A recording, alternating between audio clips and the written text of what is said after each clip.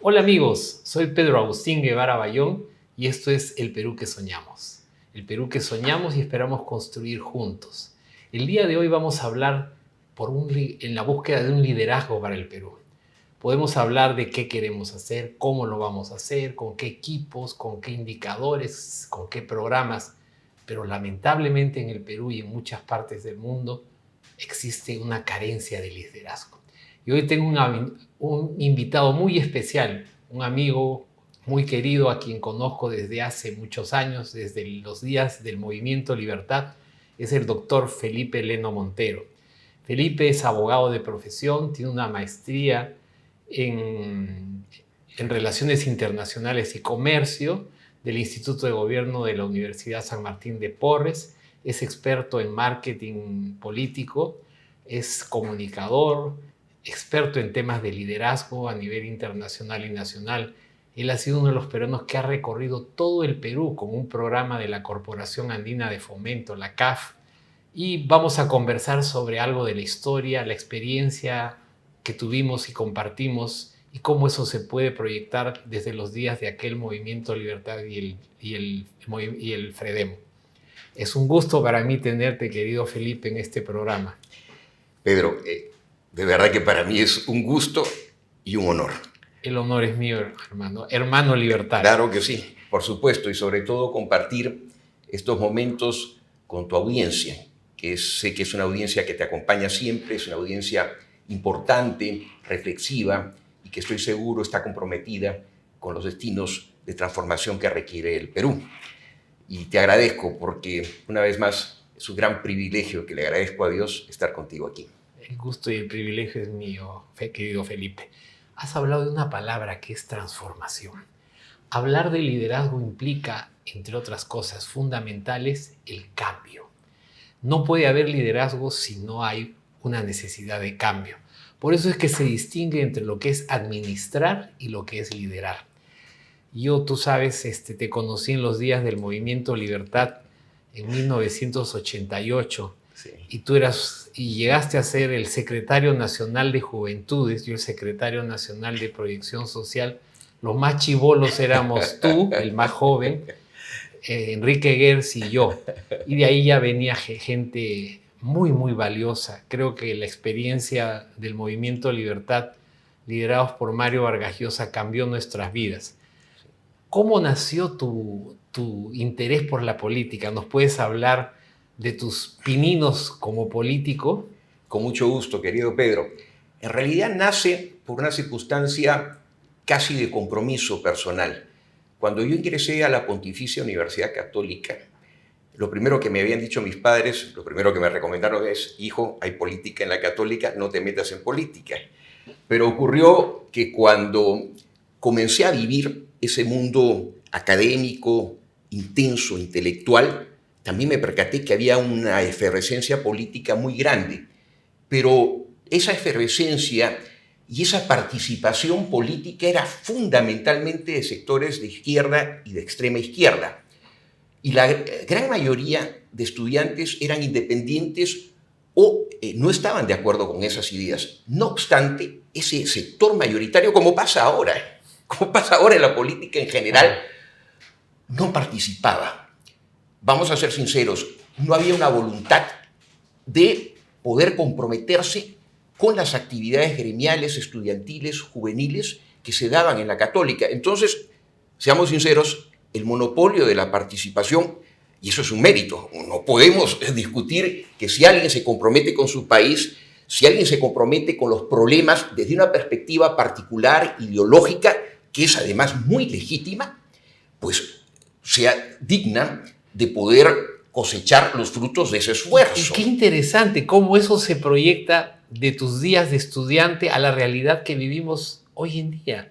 Porque muchas fuerzas, lamentablemente, que no han sido elegidas o no han ganado, digamos, el voto popular, son quienes tienen el control de muchas instancias del Poder Ejecutivo, del Poder Judicial, del Poder Legislativo.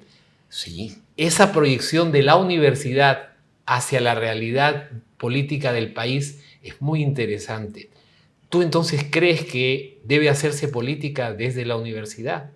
Yo estoy absolutamente convencido que siempre tiene que haber un compromiso personal con la patria, con los problemas de nuestro país, en la búsqueda de las mejores soluciones. Y te comentaba, a pesar de las recomendaciones de mis padres, que me dijeron, hijo, no te metas en política, cuando me di cuenta de ese movimiento, de esa dinámica, y además coincidí con otras personas que tenían la misma motivación, nos dimos cuenta que no podíamos esperar que otros hicieran lo que se necesitaba hacer para tener participación. Y entre otras cosas, lo que se necesitaba era representar al estudiantado. Por ¿Nos supuesto. puedes resumir esa experiencia donde ustedes tuvieron la iniciativa de unirse como independientes, como personas que no compartían esas ideas de izquierda y extrema izquierda, y tengo entendido que lograron representar al estudiantado en la Universidad Católica? Ciertamente, porque toda la vida comienza de a pocos, lo bueno y lo malo. Entonces, 3 personas, seguro que la misma iniciativa había en otros ambientes, en otros sectores, pero fuimos 3 los que nos decidimos a actuar en política. 3. Y esa semillita fue creciendo. ¿Y cómo evolucionó? Porque así como nosotros teníamos esa motivación, quizás lo que se requería es que hubiera ese entusiasmo. ¿Y ganaron, compitieron en elecciones? Sí, por supuesto. ¿Y después, qué puestos? Por ejemplo, nosotros llegamos a ganar las elecciones para la Federación, la FEPUC, de la Católica, después de 15 años de gobiernos de izquierda. Algunos más radicales, otros quizás más equilibrados desde el punto de vista de una izquierda moderna como la que existe ahora, pero fueron 15 años de gobierno estudiantil de la izquierda en la federación que representa a todos los estudiantes de la Católica. ¿Y cómo fue tu paso entonces de esa experiencia esa experiencia política hacia lo que fue el Movimiento Libertad? Lo que ocurre es que cuando yo llego al Movimiento Libertad con poco más de 21 años, lo que a veces la gente no conoce ni sabe es que yo ya era un veterano de guerra. Y hay que recordar que en esos días teníamos un país con hiperinflación, terrorismo y un país que estaba prácticamente al borde del colapso.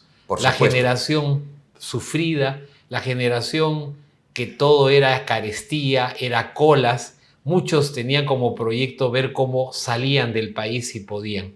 Y en ese entorno de ya estar quizás muy cerca del abismo, tú incursionaste en el Movimiento Libertad. Sí. Yo me acuerdo haberte visto en esa casa de Magdalena del Mar, Javier Prado Este 770, como uno de esos ciudadanos que venía probablemente a ver qué tenemos que hacer. Ciertamente, como tú. Gracias. Como tú, que tuviste tanto y que aportaste tanto en esa semilla que luego fructificó como fue el Movimiento Libertad y las ideas que compartíamos. Porque, como digo, toda gesta que se convierte en una gesta extraordinaria nace de algo muy pequeño, para bien o para mal. Obviamente lo que buscamos es que esa gesta sea para bien, que impacte positivamente en el país, que permita que el país aproveche todas sus potencialidades, que las tiene, como para ser una potencia extraordinaria que lo es el Perú. Entonces, convencido, como lo estaba y después de mi participación en política, como muchos otros en la Católica, te digo, yo empiezo a hacer un recuento de los líderes jóvenes, de los líderes juveniles que vivieron en la Católica, que nos fueron acompañando y que ellos mismos también tuvieron sus iniciativas y que luego generamos los consensos necesarios. Jóvenes líderes brillantes. Además, hay que reconocer que de todas las facciones, porque si hay algo que yo he aprendido en la vida, es que no hay nada peor que la intolerancia. Y no hay nada peor que no comprender al otro, que no ponerse en el lugar del otro. Muchas veces me han preguntado, oye, ¿tú pareces de izquierda? Y yo les digo, sí, parezco de izquierda. Para muchos soy de izquierda, porque mi corazón late como un izquierdista acérrimo. Pero cuando pongo los pies en la realidad y siento cuáles son los medios necesarios para resolver los problemas del país, entonces me doy cuenta que hay que ser muy pragmáticos. Y hay que traer, y hay que poner en práctica, y hay que ejecutar aquellas ideas que sí funcionan, no las que funcionan. Pero siempre me identifiqué con mucha de esa gente que luchó desde su propia perspectiva con idealismo, con romanticismo, quijotescamente, por unos ideales, porque no hay nada más importante que cuando un joven o una persona se compromete con su país. ¿Y sabes qué?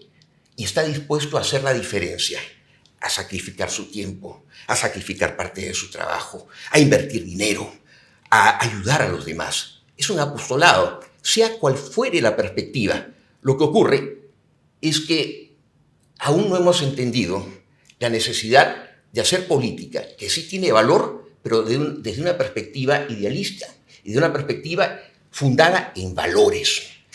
Porque cuando uno desarrolla una actividad de liderazgo fundada en valores, es posible perfectamente entenderlos, como tiene que ocurrir en una sociedad en donde hay mayorías, hay minorías, y tú y en donde todos nos respetamos. Interesante, el saber escuchar inclusive a quienes no comulgan con tus ideas. Así Creo es. que uno de los valores fundamentales del liderazgo, del auténtico líder, es escuchar inclusive a aquellos que no piensan como uno.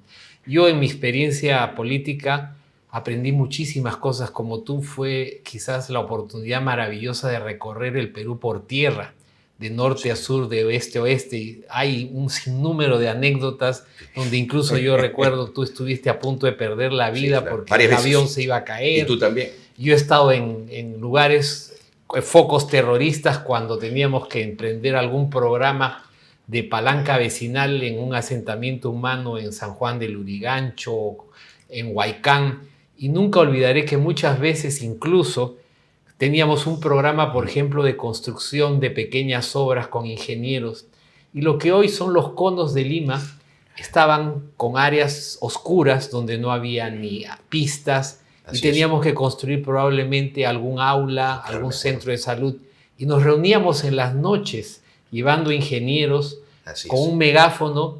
Y yo recuerdo, no una, sino algunas veces nos ponían incluso petardos de dinamita. Sí, O pero sea, por uno en supuesto. medio de la asamblea con la comunidad, teníamos que escuchar un petardo de los cerros y el dirigente decía: hermanos, vamos a construir este colegio el fin de semana, tenemos que organizarnos, nuestros amigos de Libertad nos van a ayudar con los planos y el apoyo de los ingenieros. Y volví a retomar otro petardo en medio de los cerros. Yo nunca me olvidaré, Sí. en la parte alta, y nos volvía a suceder eso, y estuvimos dispuestos a dar la vida por ese ideal. Así Cuando es. tú y yo incluso sacábamos a nuestro líder Mario y lo cubríamos con nuestro propio cuerpo para impedir que probablemente alguna bala lo llegara a tocar. Pero Es ese cierto. ideal también está detrás de, creo, muchos jóvenes que están por lo menos dándose cuenta de que no se puede ser permanentemente indiferente ante lo que pasa en nuestro país. Es lamentable que hayamos tenido más de 400.000 peruanos, la mayor parte de ellos jóvenes, que emigraron el 2022, y más de 400.000 que emigraron el año anterior. Sí. Y esa tendencia tiene que cambiar. Creo que es importante hablar sacando lecciones no solo de nuestra experiencia, sino de la experiencia del país y la experiencia en el mundo. Hay un curso que fue mi curso favorito cuando fui a estudiar a la Escuela de Gobierno de Harvard, que es el curso de liderazgo, que lo tuve que llevar porque si no, no me hubiera podido graduar. Tenía que llevar cursos de gestión pública, cursos de liderazgo y cursos de habilidades duras, como se llama. Y una de esas habilidades esenciales son 6 en este enfoque de Harvard. Sí. El primero es la habilidad de ir al balcón. Es decir, en Harvard te enseñan que hay 3 habilidades esenciales en todo líder. En primer lugar, estar en la cancha. Cierto. Es meterse a lidiar con los problemas, mover a los equipos, problemas por acá, por allá. La segunda habilidad es salir al balcón o a las tribunas. Exacto. ¿Por qué? Porque si tú quieres ver cómo está jugando el partido, necesitas tener una visión desde arriba para analizar qué es lo que ha sucedido, qué es lo que está pasando actualmente y cómo te proyectas al futuro. Y el tercer grupo esencial de habilidades es tener tu propio santuario, ese espacio en el cual tú puedes renovar tus energías físicas y psíquicas, porque los líderes son seres humanos. Por y supuesto. después de todo necesitan estar en buenas condiciones de salud, en condiciones favorables de tranquilidad mental, porque las decisiones que ellos tienen que tomar son trascendentes. Y ese refugio que puede ser tu familia, tu deporte, la música, claro, es un elemento fundamental para tomar buenas decisiones si es que tú ejerces liderazgo. Recordando, estar en la cancha, salir al balcón y tener tu propio santuario para renovar las energías. Sin lugar a dudas. Algo de eso necesitamos en el Perú. En primer lugar, gente que entre a la cancha. ¿Tú qué piensas de políticos que han tenido esa habilidad de entrar a la cancha para, por ejemplo, recorrer el Perú, conocer sus problemas, empaparse de los problemas ajenos con la empatía? Porque hablar de empatía en el liderazgo no es solamente ponerse en los zapatos del otro, sino sentir lo que siente al otro. Y es algo de lo que tú mencionaste, tratando de ponerte en los zapatos incluso de tus adversarios ideológicos de izquierda y extrema izquierda. Hay que comprender al otro. Exacto, que probablemente tenían un idealismo que los motivaba a abrazar esas ideas. Así es. Pero en el campo práctico de ya estar en la cancha, completamente, estaban equivocados, porque esas ideas, en vez de generar progreso, bienestar, lo que traen es miseria, y eso definitivamente no contribuye a ese ideal que los une. Otro de los temas interesantes detrás del liderazgo es lo que nos ha enseñado la historia. Y una de las cosas más interesantes es que yo sé que tú tuviste de adversario, como lo tuvimos, a Alan García, porque en el primer gobierno, el segundo gobierno de Alan García, primer gobierno de Alan García, tenés un país en un estado calamitoso con hiperinflación, y nuestro partido, el Movimiento Libertad, combatía radicalmente justamente al causante de esa debacle que era Alan García. Y tengo entendido que tú después lo tuviste de maestro en la Escuela de Gobierno de la Universidad San Martín de Porres. ¿Nos podrías contar algo de eso, por favor? Con mucho gusto, querido Pedro. Son las paradojas de la vida. Son las situaciones que uno a veces no puede prever, pero que terminan dándose. Nosotros combatimos radicalmente, incluso al punto que, como tú lo has descrito, de ofrendar nuestras vidas si era necesario. A ese punto estábamos convencidos de la necesidad de cambiar las cosas. Y ocurre que con el transcurrir del tiempo, y decido seguir una maestría, luego de un análisis integral de las alternativas que existían, yo dije, esta maestría es la que me encantaría. Así que tomé la opción, decidí seguir esa maestría en Relaciones Internacionales y Comercio en el Instituto de Gobierno. Esto fue después de Alan 1. Exactamente, fue en el año 2005 que postulé y decidí participar de esa maestría. Entonces... Tuviste a Alan García de maestro. Exactamente. A quien combatíamos unos años antes. Claro. Por circunstancias de la vida, Alan García enseñó en ese primer ciclo. Y yo era el director del instituto. Era el director del instituto. Entonces... Y con visión él buscaba preparar sus cuadros justamente para cuando fuera gobierno. Seguro. Entonces, el punto es que yo fui un alumno, un participante, bastante incómodo al principio para él. Yo siempre he buscado hacer todo lo que ha estado a mi alcance con respeto y tolerancia. Y respeto y tolerancia incluso para quienes tienen ideas diferentes o diametralmente distintas. Y ahí está otra habilidad del líder, que es escuchar no necesariamente las voces que a uno le dicen qué bueno eres, coincido contigo, sino, tengo entendido, Alan escuchaba la voz disonante, la voz completamente opuesta a sus planteamientos, ¿no? Sí, sí, claro. Y eso podríamos rescatar del liderazgo de Alan García, que tenía esa habilidad para escuchar inclusive a quienes no pensaban como él.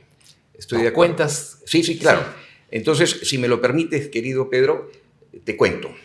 El asunto es el siguiente.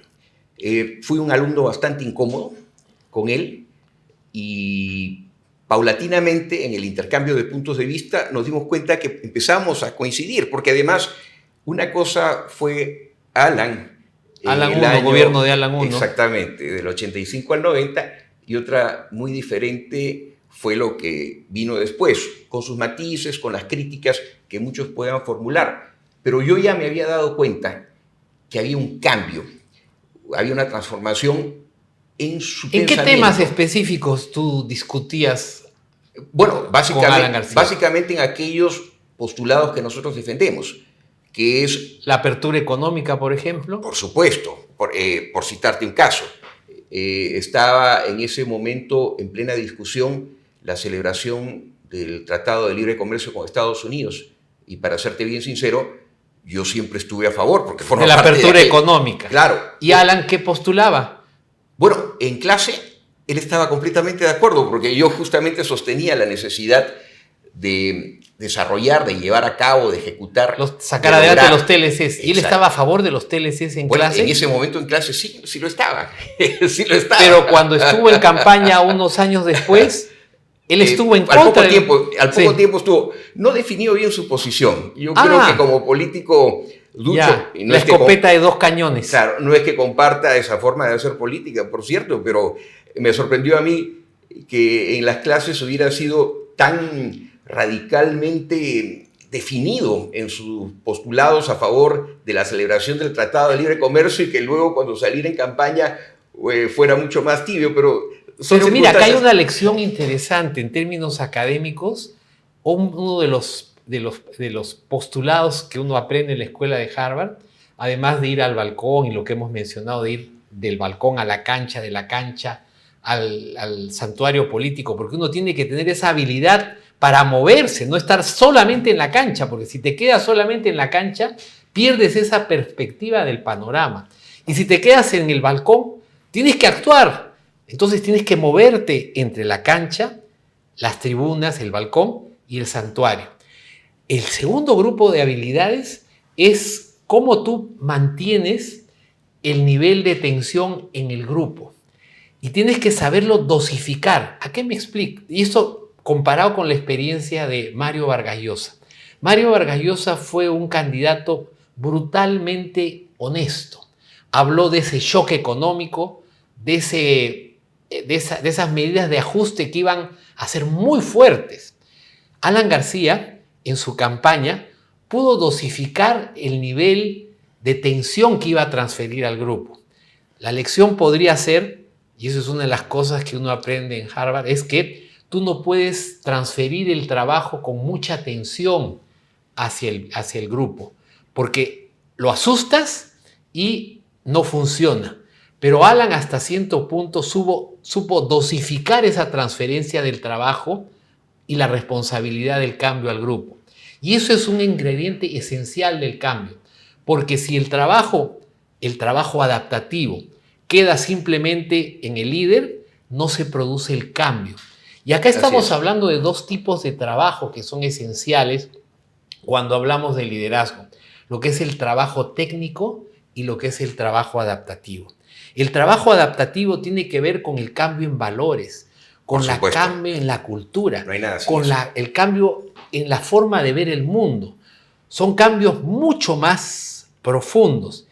Eso está detrás del trabajo adaptativo.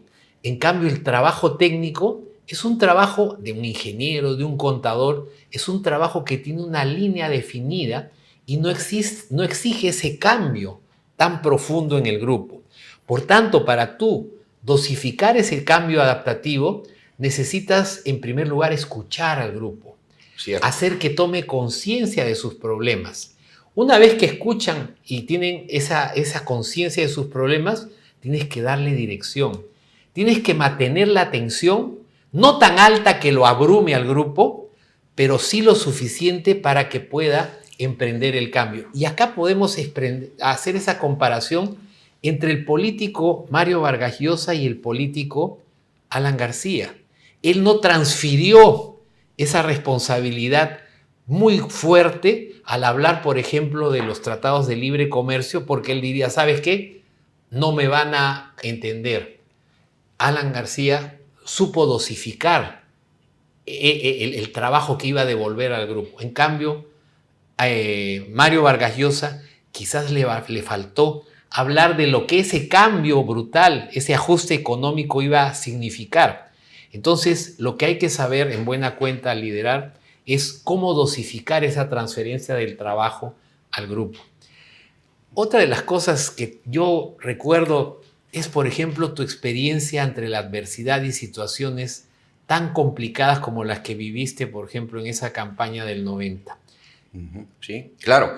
No, fueron muchas. A ver, alguna de esas Claro, anécdotas. mira, lo que ocurre es que cuando uno está dispuesto a entregar absolutamente todo, incluso la vida misma, porque ese compromiso era absoluto, lo compartías tú, lo compartía yo, y estoy seguro que muchos jóvenes y muchas otras personas. Eran tiempos muy difíciles. No son los tiempos que se viven ahora, en donde, por supuesto, los índices de criminalidad son bastante elevados, pero allá era otra circunstancia, otra violencia, otros tiempos en los que uno sabía que podía salir a la calle y no regresar por los bombazos, por las explosiones, por los atentados, y más aún cuando uno recorría políticamente el país. Uno era consciente de los riesgos que asumía.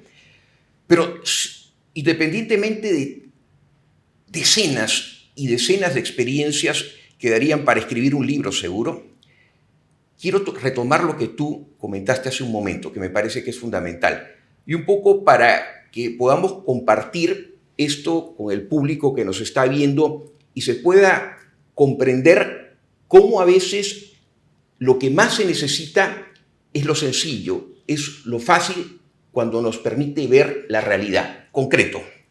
¿Sabes qué nos falta? Nos faltan líderes que nos muestren con su ejemplo y que nos permitan inspirarnos para saber que hay un camino distinto al que prevalece hoy. Entonces, cuando uno descubre que hay caminos que sí son posibles, diferentes al que predominan hoy como una abrumadora mayoría, la gente entonces empieza a identificarse, empieza a darse cuenta que ese camino es posible y que todo aquello que uno podría pensar que es el mal que uno debe seguir para alcanzar sus objetivos no es tan cierto. Pero tenemos que verlo, tenemos que palparlo, tenemos que sentirnos identificados con ese que nos muestra el camino. El problema ocurre en sociedades como la nuestra y en circunstancias como la nuestra, cuando uno ve por todas partes y no encuentra a nadie. Ahí está el problema. Porque entonces le hacemos un daño tremendo a la sociedad, a la colectividad y especialmente a los jóvenes. Porque hay mucha propaganda y la propaganda va en el siguiente sentido. Logra sus objetivos materiales a costa de cualquier medio. E incluso tenemos casos extremos que son mucho más de los que serían no solo deseables, sino aceptables, en los que muchos jóvenes hoy sienten que quieren alcanzar el éxito material, tener el mejor carro, el mejor departamento, la mejor casa, los viajes de lujo, pero como sea, a cualquier medio, justificando todos los medios a su alcance, incluso si eso les puede costar la vida el día de mañana. ¿Por qué? Porque mucha gente no siente que haya una oportunidad en buena lid, porque haya una oportunidad por el buen camino, que haya una oportunidad utilizando medios que sean aceptables. Por eso es que se acepta, roba pero hace obra. Por supuesto, por supuesto. Entonces, el punto de partida para un liderazgo, y por favor, porque el liderazgo al fin y al cabo y el trabajo político es un apostolado. El que quiere hacer política es porque quiere servir, y el que quiere servir es porque entrega su vida a los demás. Y parte de un principio fundamental. Somos hombres de fe, yo soy hombre de fe, y para mí los postulados de mi fe determinan determinados principios que son inobjetables, incluso para aquellos que son agnósticos o que son ateos, pero que son seres humanos de buena voluntad, que es que ponerse en lugar del otro, amar al prójimo como uno mismo, trabajar pensando en los que más necesitan, en los que más sufren. Si yo volviera al principio y te dijera cuál fue mi gran motivación de participar en política desde que tenía 17 años, yo diría, porque siempre sentí un llamado, una vocación de servicio, un apostolado por servir a los que más necesitan. Pero ocurre algo, y por eso te decía, mi corazón es rojo, mi sangre es roja, palpita. Yo tengo de inga y de mandinga, y muy orgulloso de ser mestizo. Pero hay algo que es verdadero. Cuando alguien sabe perfectamente que su vocación es por servir a los demás, a los que más sufren, a los que más necesitan, uno tiene claro el camino. Y ocurre que desde ese punto de partida uno también entiende al otro e incluso entiende a aquellos que tienen ideas diferentes, ideologías distintas, porque también los motiva ese mismo afán, ese mismo propósito. Lo que cambia son los medios. Y entonces uno razona y uno dice, ¿qué medios son los que permiten que las sociedades progresen? Y eso es un poco lo que tú y yo hemos compartido. Lo que los países logran para poder desarrollarse, para salir adelante. Entonces, si yo quiero ayudar a la gente que más necesita, si yo quiero ayudar a la gente que es más pobre, que más sufre, que no tiene educación, que no tiene las mismas oportunidades, porque es verdad, alguien que no tiene las mismas oportunidades no va a poder hacer el camino que sí las tiene. Claro. Entonces no hablemos de que depende del esfuerzo de cada quien, eso es relativo, sí, es verdad, pero también depende de qué condiciones generamos en una sociedad que necesita salir adelante dándole las mismas oportunidades o procurando darle las mismas oportunidades a todos. Y ese es el punto de partida. Y acá hay un tema quizás emocional, que es el que nos mueve a entrar a la cancha política para trabajar especialmente por los que menos tienen. Por supuesto. Y eso es algo que tú y yo nos llevó a la política. Y en términos prácticos, encontramos que siguiendo las recetas de la izquierda y la extrema izquierda, lamentablemente no contribuimos a ese propósito que nos llevó a entrar a la política. Por eso es que nosotros, como liberales, abogamos por un país de propietarios, un país de emprendedores, un país donde cada quien pueda ser el protagonista de su propio destino. Pero hoy en el Perú, lamentablemente, encontramos campesinos que son ciudadanos de segunda clase. ¿Por qué? Porque en una comunidad campesina uno es propietario de todo y de nada, porque esa propiedad colectiva los lleva a estos ciudadanos a ser ciudadanos de segunda clase. Tú, yo, cualquiera de nosotros podemos alquilar, vender, hipotecar, pero con esa narrativa de la izquierda, con esa narrativa colectivista, encontramos que millones de peruanos no son ciudadanos como cualquiera, sino son ciudadanos de segunda clase porque no pueden ejercer su derecho a la propiedad.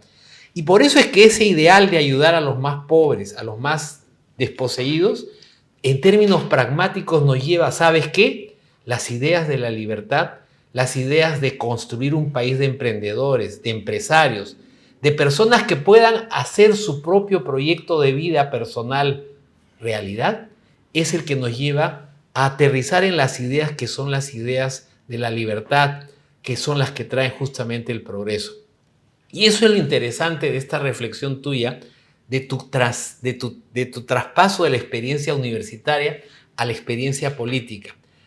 Muchas personas efectivamente entran por una vocación de servicio y lamentablemente encuentran que en la práctica siguen las ideas, las propuestas que no solamente van en contra de esa motivación, de esa inspiración original, sino que van en contra justamente de lo que ellos esperaban conseguir como horizonte motivador y proyecto de vida. Fíjate qué importante es lo que dices, porque cuando uno quiere entregar su vida, entregar su tiempo, entregar su esfuerzo, su sacrificio, su trabajo, como un llamado interno por los demás, hacerle bien a los demás es hacerlo bien.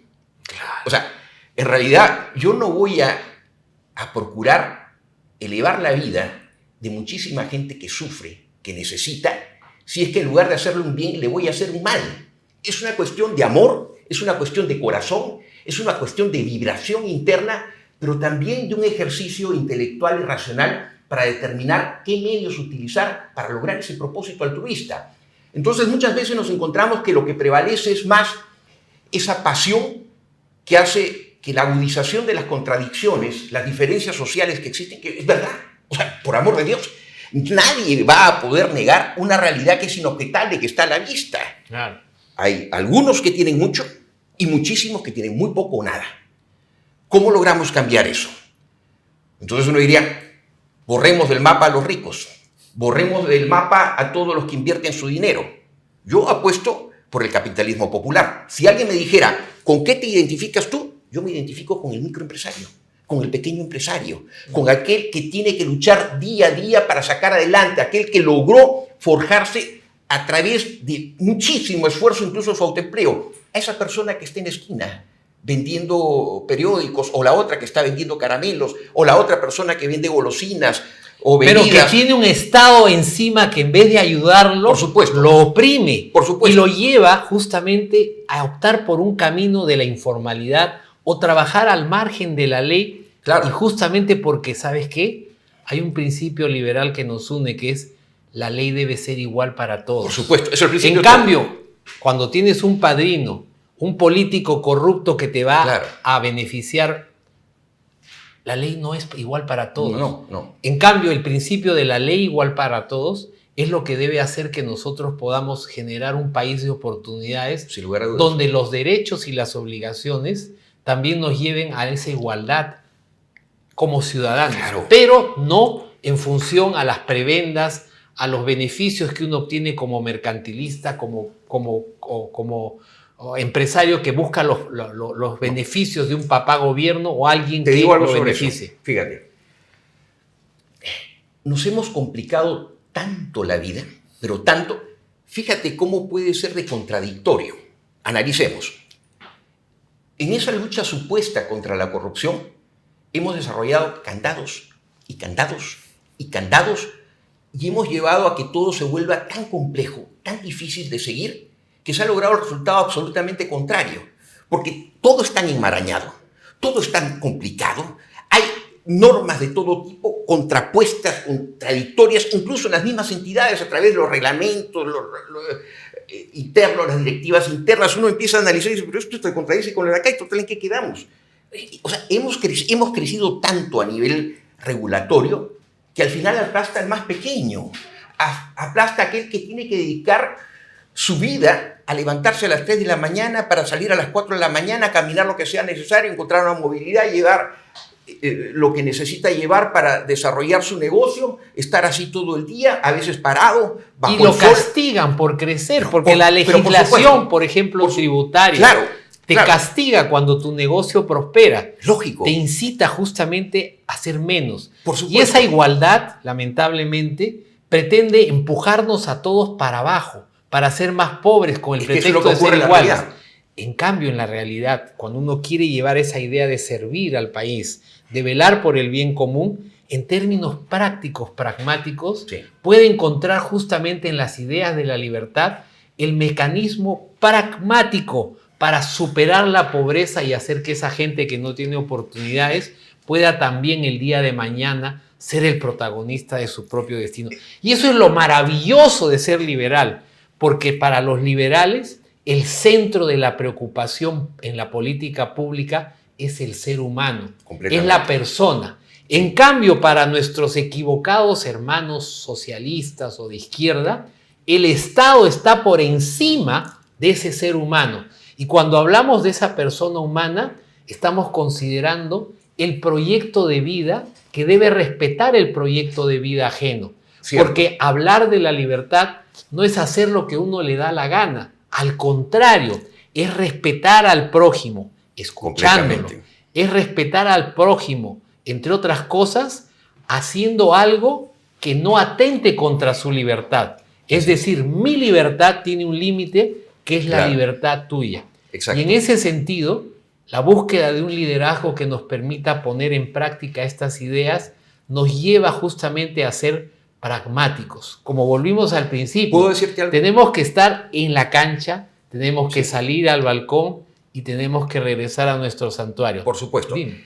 Mira, y lo voy a decir como corresponde decirlo, porque a veces hay un lenguaje verbal y no verbal que es importante que la gente lo entienda.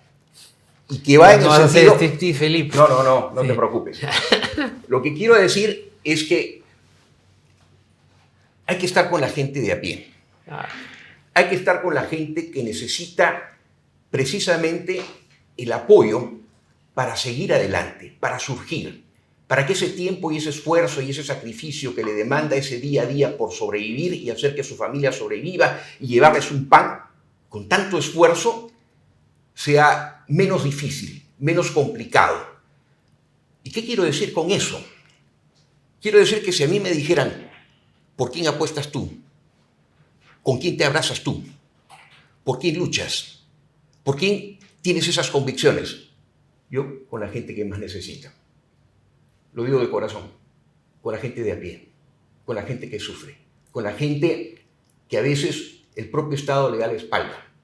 Aquellos a los que muchas veces se les ve hasta con desprecio, los que más tienen. Pero permíteme. Entonces a mí me dijeran, entonces tú no estás con los ricos. Yo no estoy con los ricos. Jamás he estado con los ricos. Jamás me he identificado con los ricos. Nunca. Nunca. Pero necesitamos la riqueza. Necesitamos generar riqueza. Si no generamos riqueza, ¿cómo ayudamos a los pobres? ¿Cómo hacemos que la gente que más necesita surja, salga adelante? Comenzando por algo que es fundamental, la educación. Porque en el momento en que algunos privilegiados tienen una mejor educación, como la hemos tenido nosotros, hay que reconocerlo.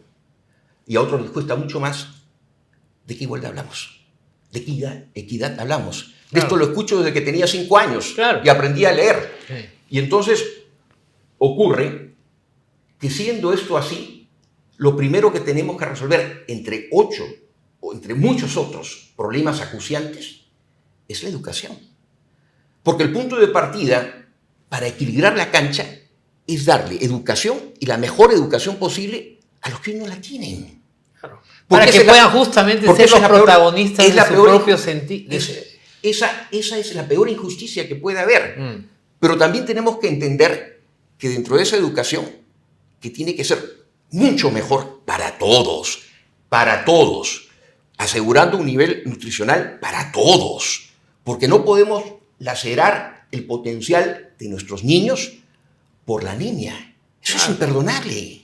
Y lo podemos resolver como país, por supuesto que lo podemos resolver. Y por eso hemos aterrizado, por ejemplo, en tener un ministerio de capital humano que tenga viceministerio de niñez y familia, viceministerio de salud, ministerio de educación, de empleo y ayuda social. ¿Por qué? Porque el capital humano es la mayor riqueza de un país. ¿Te puedo decir algo? Sí, claro. Sobre eso, para terminar la idea anterior? Muchas veces se dice que el peor enemigo de un peruano es otro peruano. Y a veces, lamentablemente, uno tiene que reconocer que eso ocurre. A veces uno diría, están cambiando las cosas, estamos mejorando, estamos progresando. Ese dicho que es tan popular entre nosotros empieza a cambiar. Pero también es verdad que hay mucho de realidad en eso. Y la educación tiene también muchísimo que ver con eso. ¿Por qué? Porque también se trata de formar en valores y enseñarle a nuestros compatriotas a aprender a cooperar. Muchas veces se dice, la educación en Finlandia es extraordinaria. Otros dicen, hoy Estonia está superando a Finlandia, es extraordinaria. ¿Qué podemos hacer para transformar, imitar, emular esa educación que es privilegiada y que es un modelo? ¿Cómo hacemos en el Perú? Pero ignoramos algo. Lo primero que aprenden los niños dentro de esos sistemas educativos es a entender al otro y a cooperar con el otro. Es lo primero que les enseñan a los niños. Y valores, a respetar al otro. Es decir, no podemos pretender enseñarle materias duras, que son necesarias, por supuesto, si antes no logramos que los niños aprendan a convivir pacíficamente, aprendan a comunicarse pacíficamente, edificadoramente, constructivamente, en donde podamos ver al otro como un aliado, como un cooperante, como a un colaborador que le puede dar valor agregado a todo aquello que planteamos como solución a una determinada problemática. Porque cuando nosotros empezamos a aprender que lo más importante que puede existir es la unión y no la división, porque la división conduce a la destrucción y nada bueno sale de la destrucción. Aunque pueda parecer algo muy teórico, la realidad concreta, Monda y Vironda, demuestra que solo edificando y construyendo es que uno puede salir adelante, que las sociedades pueden salir adelante. Entonces lo primero que tenemos que hacer es enseñarle a nuestros niños, es lo primero, que debemos aprender a cooperar, que debemos contar con el otro, que la suma de todos genera algo nuevo, algo con mayor valor. Nadie es tan inteligente como todos nosotros y todos tienen algo que aportar. Es lo primero que los niños deben aprender. Por eso el proyecto de vida de cada ser humano es central para quienes somos liberales. Es lo que dice nuestro hermano libertario Javier Milei. ¿Qué es para ti el liberalismo? es el respeto al proyecto de vida del otro. Es decir, no es para que yo pueda hacer lo que me da la gana, sino para que yo pueda hacer que el otro pueda ser el protagonista de su propio destino. Por supuesto. Y con algo que es muy importante. Cuando uno se da cuenta de la enorme riqueza que el Perú tiene, uno dice, Dios mío, ¿cómo es posible que con todo ese valor extraordinario, ese potencial enorme que tiene el Perú, que es un país maravilloso, con todos sus contrastes, con todas sus expresiones de todo tipo que lo hacen muchísimo más rico, somos todas las sangres? Y algunos todavía después de 200 años estamos todavía... ¿Y qué vamos a hacer? ¿Qué hemos conseguido como república? Por supuesto. Y sobre todo con algo que es muy importante. La gran preocupación del país debe ser cómo elegimos el camino adecuado, cómo entendemos que sí hay caminos que nos permiten edificar, por los que podemos apostar, que son caminos de bien, que son caminos en los cuales uno sabe que abrazando ese camino, caminando por esa senda, uno puede empezar a progresar y desarrollar. Porque eso no es quimera, eso no es abstracción, eso no es una falacia, eso es posible. ¿O es que acaso la historia no nos demuestra lo que han logrado otros países desde la nada? Y si ellos lo lograron, nosotros con todo lo que tenemos, ¿por qué no lo podríamos conseguir?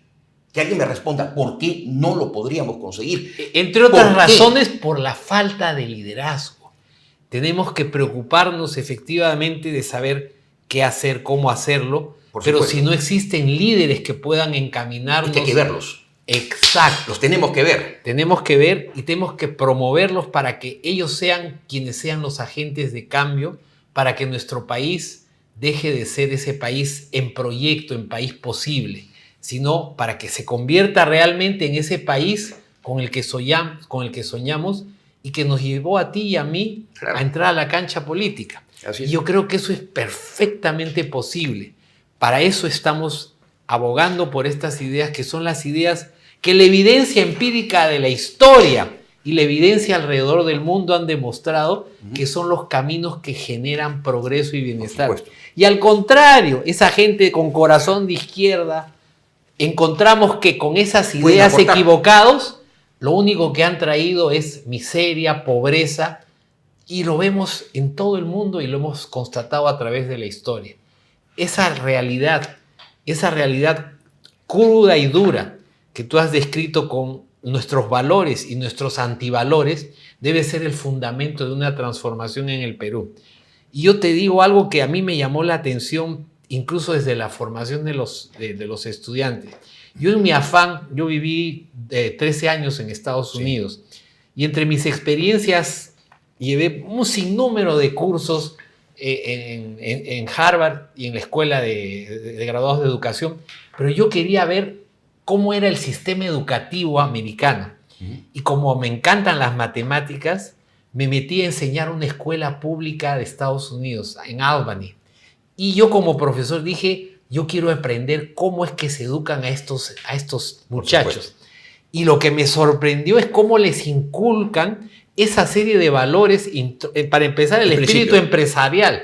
Principio de todo. Es decir, segundo, premiar el éxito, no la envidia. Por supuesto. Terceros, somos el país más grande, el país más poderoso. O sea, cómo ellos despiertan ese orgullo de ser americanos, de ser protagonista de su propio destino, de ser emprendedor, y lo ponen desde las semillas de su juventud. Además de por la eso es que ellos lo tienen en su subconsciente. De su perspectiva de vida. Y por ahí va lo que tú dices de formar en valores, porque esos valores se inculcan desde la escuela, pero también desde el hogar. Y si no han sido instituidos desde el hogar, pueden ser, por lo pronto, dejándose las semillas desde la escuela. Y por eso es que la educación es una herramienta fundamental para el cambio. Punto de partida para todo. Exacto. El mayor capital de un país no son sus recursos naturales, es su gente. Y una de las cosas maravillosas que tenemos en el Perú es que nos ha dado, además de los retos, una geografía muy difícil, muy complicada, una cantidad de recursos Exactamente. increíble que deberíamos aprovechar Por supuesto. justamente para invertirla en educación, en salud, en infraestructura, en seguridad, que es lo Claro. más elemental, que es defender la vida Por y la supuesto, propiedad. en estos momentos. En términos de liderazgo, ¿tú qué rescatarías de alguien a quien tú admiras en el campo de los políticos a nivel nacional o a nivel internacional?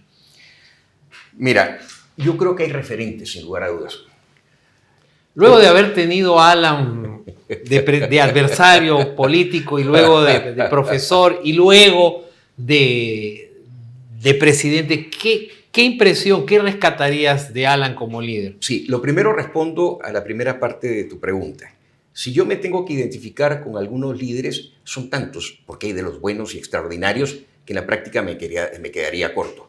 Pero por supuesto que tendría que comenzar por Mario Vargas Llosa. Yo a él lo vi siempre como un referente, como una luminaria intelectual, y el hecho que además él depositara su confianza en nosotros, como la depositó en mí. Recuerda que yo lo acompañé en todos los mítines a lo largo Tú eras de el todo el país. éramos los Yo calentapiés, presentaba. calentábamos Claro. la plaza. Exactamente, Sí. dentro de algunas de las muchas actividades que hacía, porque era secretario nacional de Juventudes, éramos miembros del comité político, miembro del comité Del pleno, fui miembro del comité del Tribunal de Honor y además fui miembro del comando de campaña a nivel nacional y de movilización, por supuesto. Sí. Un equipo extraordinario, el de movilización. Entonces todos teníamos que hacer mucho de todo poco porque no éramos tantos tampoco y Claro. las necesidades apremiaban. Entonces la experiencia que se tuvo allí fue extraordinaria. Pero a mí en lo personal, acompañar a Mario fue quizás una de las experiencias más enriquecedoras que haya tenido y él siempre ha sido para mí un referente inspirador. Claro. Siempre lo he visto a él como un referente extraordinario y tener el honor a mis 22 años de participar en el comité político, en el comité pleno, discutir, plantear mis propuestas, mis ideas, puntos de vista, a veces contradictorios en la interna. Fue algo extraordinario, pero lo más importante es que él siempre tuvo el alma generosa, la calidez como para abrazarnos. Te abrazaba a ti, me abrazaba a mí, como otros líderes extraordinarios también, como otros líderes extraordinarios, que fue una escuela maravillosa. Y sobre todo por algo más allá de lo que mucha gente pueda creer o discutir, principista. Le podrán discutir muchas Exacto. cosas a Mario en términos Exacto. de su habilidad política, pero su coherencia con lo que creía, con Así lo es. que realmente era la esencia de sus valores, nadie lo puede Por poner en supuesto. duda. Y había una lucha honesta por transformar el país conforme a unos postulados que dentro de todo fueron los que después se aplicaron y han permitido que el Perú pueda salir adelante, por lo menos en algunos de los planos fundamentales como es el económico, más allá de las crisis posteriores que podamos estar atravesando. ¿Y qué otro? Y Alan, se nos va Ahora, el tiempo. A ver, es que a eso iba a llegar. Yo lo que valoro en él, en Alan. sí, es su capacidad para reivindicarse y transformarse. Si uno compara lo que representó ese primer gobierno por el cual nosotros incursionamos en la política nacional a luchar con alma, corazón y vida, e incluso, una vez más, porque fue la verdad, a veces no se puede creer, pero tú y yo hemos pasado por decenas de situaciones extremas, de vida o muerte. O sea, eso lo hemos vivido, lo hemos sentido, lo hemos atravesado. Y luchar hasta ese nivel, incluso dar la vida por las personas y los ideales que abrazábamos. Por el mismo Mario. Yo estaba dispuesto a dar la vida por él, soy sincero. Claro, Y yo solamente recuerdo, muy joven. salíamos con el Claro. Inchaustegui en una camioneta Claro, y yo íbamos por Huaycán, Sí. por Horacio Ceballos, por supuesto. por la Cantuta, Claro, y lo cubríamos con nuestro cuerpo. Sin lugar a dudas, eso Pero- pasaba. Pero te digo, Yendo a lo de Alan. a lo de Alan, lo que pasa es que yo valoro mucho la capacidad del ser humano para reivindicarse. Yo no soy de las personas que piensa que hay que demoler a un ser humano y liquidarlo definitivamente por los errores que cometió. Si ese ser humano tiene la capacidad de reivindicarse y de ayudar a una reconciliación, y que a veces va en el sentido de aquellos postulados básicos y elementales que nosotros defendemos desde el punto de vista económico, de desarrollo del país, del progreso que pretendemos. Entonces, en esas circunstancias, yo creo que eso tiene un valor, porque hay un Alan 1 y definitivamente hay un Alan 2, pero con algo que también lo tengo que reconocer, que es fundamental. Yo no puedo considerar que exista un líder que no esté dispuesto a abrazar con calidez a sus seguidores. Y Mario siempre fue un hombre muy cálido, pero Alan también. Y Alan, tengo que reconocerlo, tuvo en mi caso muchos gestos de generosidad extraordinaria. Ojo, yo nunca participé en el gobierno de Alan García, pero sí me dio una oportunidad que es una de las más maravillosas que haya vivido yo, que fue recorrer el país durante más de 10 años con ese programa de la CAF. Liderazgo para la Transformación, porque él me convocó, habiendo sido su alumno y habiendo sido un alumno tan difícil como lo fui, especialmente al principio, fue muy incómodo, muy, muy incómodo. Él tuvo la generosidad luego de convocarme, de llamarme y darme una oportunidad que mi experiencia ha sido maravillosa y es algo que yo agradezco. Yo soy una persona que le agradece. Tenemos que cortar, Felipe. Bueno, okay. El tiempo es tirano. Yo te agradezco de corazón. Habrá ocasiones para seguir conversando, para hablar del Perú que soñamos, del Perú que hemos recorrido por tierra tú y yo muchas veces, gracias a ese bicho político que nos inocularon, que nos inoculamos en esa experiencia del Movimiento Libertad hace 40 años. Les agradecemos, amigos, les agradecemos de corazón. Sí, es algo en lo que coincidimos. Sí. Nosotros luchamos por la gente que más necesita y que eso quede claro. Así fue, así será siempre, querido Felipe. Te agradezco de corazón por estar con nosotros. ¡Viva la libertad! ¡Viva el Perú! ¿Por qué nos haces un grito al estilo del Movimiento Libertad? ¡Viva la libertad y viva el Perú! ¡Carajo! Hasta el próximo jueves, amigos. Gracias.